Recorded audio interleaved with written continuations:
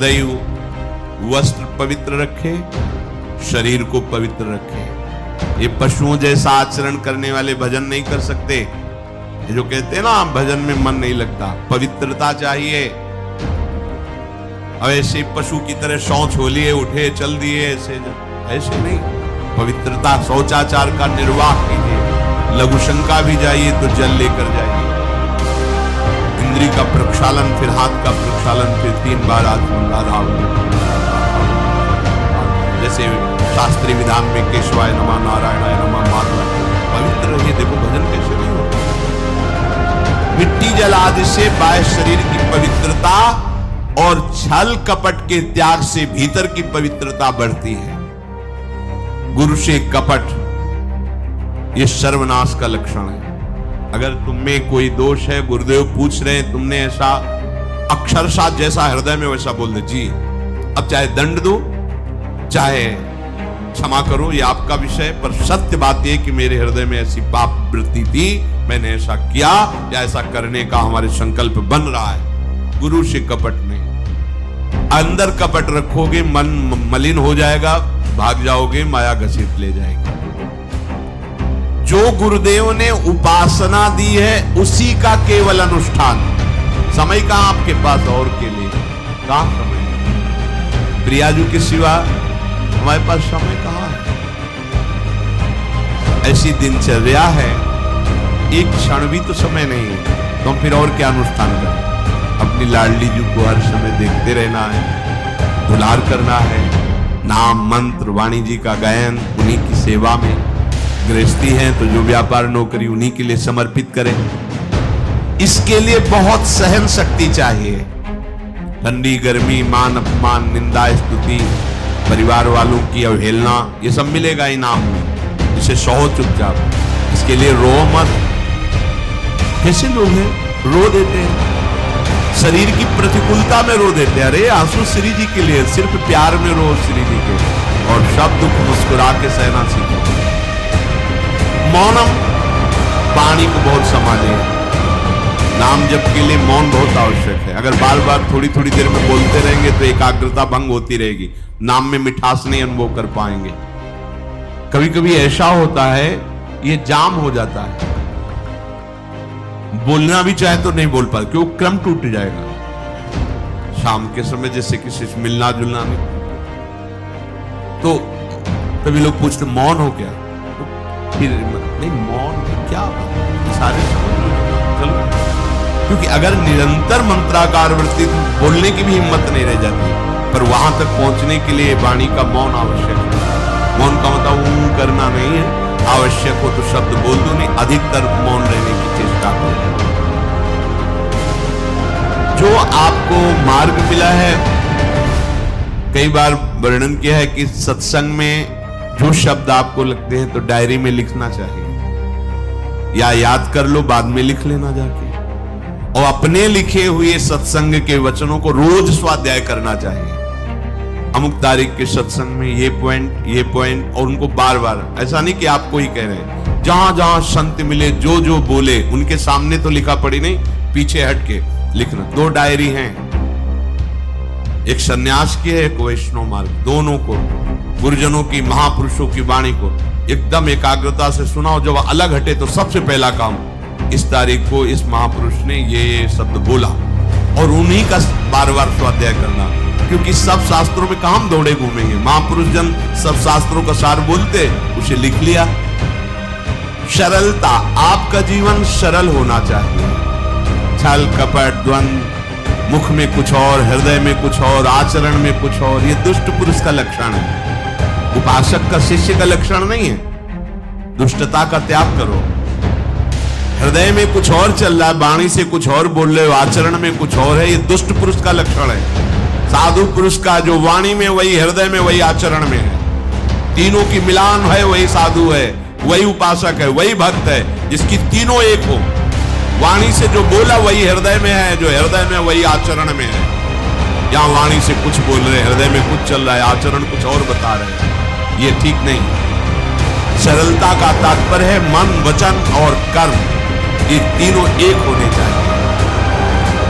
अहिंसा वाणी से शरीर से किसी को भी कष्ट ना पहुंचे, ऐसी अंदर धारणा रखो। वो अपने संकल्प विकल्प करके कष्ट भोगे, उसकी बात, हमारे द्वारा किसी को कष्ट ना पहुंचे, ये हमारी धारणा हो।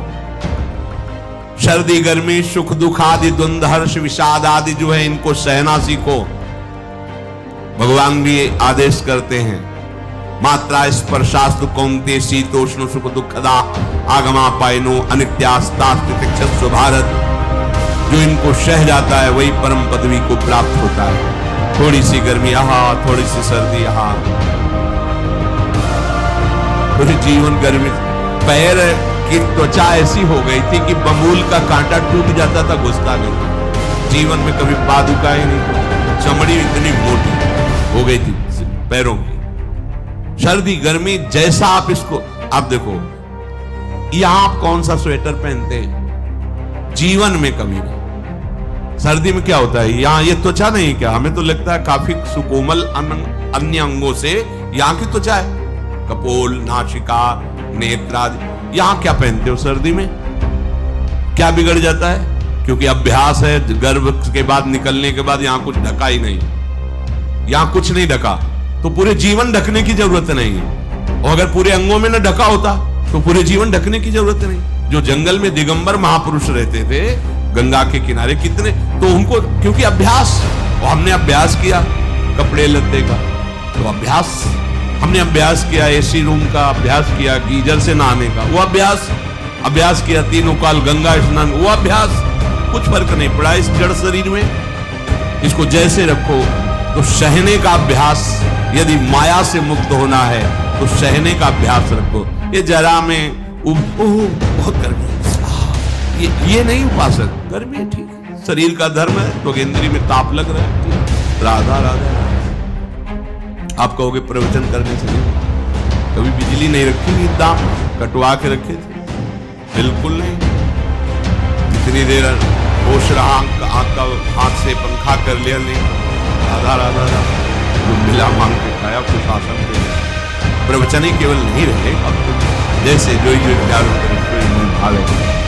नहीं, जानबूझ करके अपने शरीर को अधीन नहीं करना चाहिए। सुविधाओं की अधीनता, तुम भोगता नहीं, सुविधाएं तुम्हें भोग रही हैं। जितना तुम सुविधा भोगी बन जाओगे उतना तुम कमजोर हो जाओगे। सीधे प्रकृति का वार सहो, तुम महात्मा सुदृढ़ बलवान हो जाओगे। तुम्हारे आगे समर्थ शब्द लग जाएगा। जो प्रकृति के और विकारों के वेगों को सीधे सहता है उसे महात्मा कहते हैं। समहात्मा सुदुर्लभा यम ही न व्यत्यन्तेते पुरुषम पुरुषर्षभ सुख दुख समान। जिसका सुख दुख समान भाव, किसी भी वेग की व्यथा से हृदय व्याकुल नहीं होता, वो भगवान को प्राप्त करने का अधिकार प्राप्त कर लेता। इसलिए सहनशीलता, सर्वत्रात्मनेश्वरान वीक्षाम कैवल्य मन के तताम विवक्त चीर वसनम संतोषम एन केनचित्। ये ध्यान रखो कि तुम कभी प्रभु से अलग नहीं हो। सर्वत्र भगवान है तो यहां भी है, सब समय में है तो इस समय में भी है, सब में है तो हम में भी है, सबके हैं तो हमारे भी हैं। हम कभी भी प्रभु से बिलग नहीं हो। एकांत सेवन तुम्हारा स्वभाव बन जाना चाहिए, चाहे जो हो। थोड़े समय के लिए तो एकांत बैठो। एकांत मिला तो मोबाइल का संग कर लिया, एकांत मिला तो मित्र बना लिए, बैठ के प्रपंच वार्ता कर लिया। अगर भगवत प्राप्ति करनी, माया मुक्त होना है तो एकांत ही हो। भले 100 लोग हैं, हमारा किसी से कोई संबंध नहीं, और हम बैठे हैं अपने आराध्य देव के चिंतन में, हम एकांत। और गुफा में बैठे हैं, शरीर एकांत है, मन से चिंतन संसार का हो रहा है, प्रपंच में है, एकांत में नहीं। एकांत शब्द का अर्थ समझना चाहिए। हम एकांत को सीधे गुफा या कहीं एकांत, ऐसे एकांत का अर्थ है एक के सिवा दूसरा कोई नहीं, अर्थात एकमात्र भगवत चिंतन में डूबा हुआ उपासक। बाजार में बैठा हुआ भी एकांत है, सभा में बैठा हुआ एकांत है, और प्रपंच का चिंतन करने वाला बंद कमरे में भी प्रपंची है, गुफा में भी प्रपंची है। जहां आप रह रहे हो उसे ये मेरा घर है ऐसी भावना का त्याग कर दे। अनिकेत ये भगवान का दिया हुआ वास स्थान है। कुछ समय के लिए इसमें शरीर निर्वाह कर रहे हैं, ये भी छूटेगा और ये भी छूटेगा। जैसे स्टेशन में बैठा आदमी आराम से, पर वो बैठा इंतजार कर रहा है कि कब हमारी गाड़ी आवे और उस पे हम यात्रा करें। बस ऐसा ही कुछ स्टेशन जैसा विश्राम है। कब मृत्यु आवे, शरीर छूटे, हम प्रिया पुरुषों को प्राप्त हो। ये न मेरा था, न मेरा है, न मेरा रहेगा। ये न मेरा था, न मेरा है, न मेरा रहेगा। गृहस्थ हो तो पवित्र वस्त्र पहने, और त्यागी हो तो जैसे मिल जाए भगवत कृपा से वैसे वस्त्र पहने। प्रारब्ध के अनुसार तुम्हें जैसी व्यवस्था मिली उसमें संतोष करना सीखो, मांग मत रखो। प्रभु की प्राप्ति के लिए खास बात ध्यान रखनी है, अपनी उपासना में दृढ़ श्रद्धा रखो और सर्वश्रेष्ठ भाव रखो, पर दूसरे किसी की भी निंदा न करो। अगर किसी की भी निंदा करोगे तो फिर माया तुम्हें मुक्त होने नहीं देगी। मन को, वाणी को, शरीर को संयम में रखो, अर्थात भगवत भजन, भगवत वार्ता और मौन। मन का संकल्प विकल्प रहित होना, विषयों का चिंतन न करना, प्रभु के रूप का, नाम का, धाम का, लीलाओं का चिंतन करना। शरीर का शास्त्र संयम से वर्ताव करना। अब माया मुक्त होते चले जाओगे।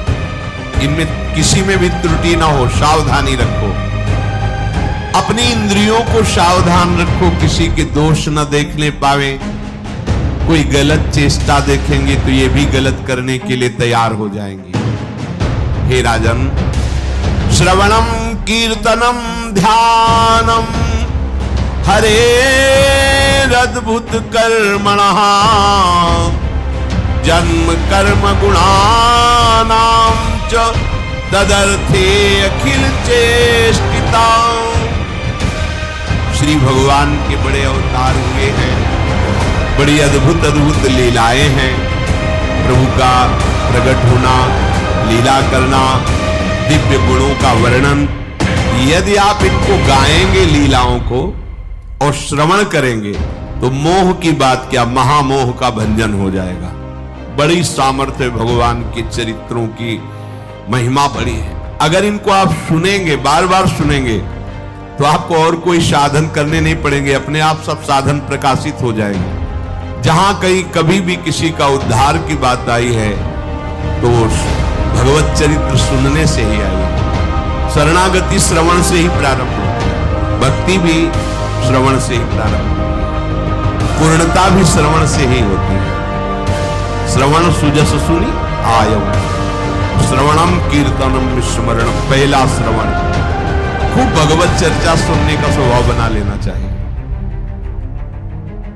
पर देखा जाता है कि 20 वर्ष भगवत चर्चा सुनने पर रंग नहीं आता, क्योंकि ये तो बना लिया स्वभाव कि जहां भी कथा हो रही सुन रहे, और बाद में निकले तो बख्शते वो किसी को नहीं, सबकी निंदा करते हैं। बस किसी एक की प्रशंसा, एक की निंदा, तुम्हारा सारा का सारा सत्संग बेकार हो गया।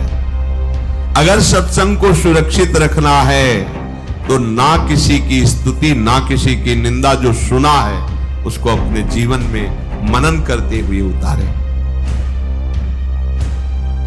प्रभु की लीलाओं का श्रवण और प्रभु के नाम का कीर्तन और प्रभु के रूप का ध्यान, ये तीन बातें बहुत जल्दी भगवत प्रेम प्रकट कर देती हैं।